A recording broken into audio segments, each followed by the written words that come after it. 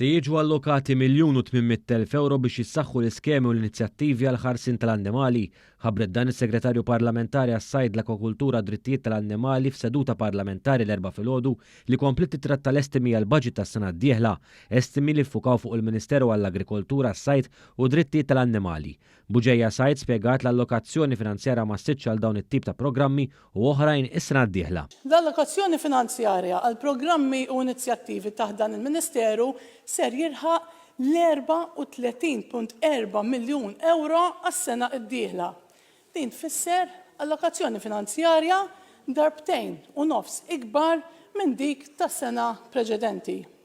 Brabta mas settur tal-annimali, Buġejja Sajd irrimarkat fost oħrajn li se tiġi estiża l-għajnuna l-ispejjeż veterinari għal qdiet volontieri fis-santwarji, se jiġi investit €9,000,000 fl-Animal Aftercare, se jiżdied l-investiment għal kampanja t-tiswija tal-tates u se jiġi estiż u msaħħab l-Adopt Pet Allowance fost oħrajn.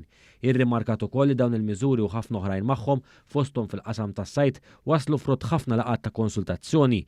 Fil-fatt matul din is-sena saru 40 laqgħa ta' konsultazzjoni mas-sajjieda kollha ta' Malta u Għawdex. Sa dan it-tant il-Ministru responsabbli minn dan il-qasam Anton Refalo irrimarka l-importanza tar-riformi fil-qasam tal-agrikoltura, riformi li l-Gvern Laburista prioritizza anke fost oħra implementi dwar l-art agrikola tal-Gvern biex jiġu simplifikati proċessi ta' artijiet mogħtija lil bdiewa biqbiela. Bla dubju kemm sfidi kbar.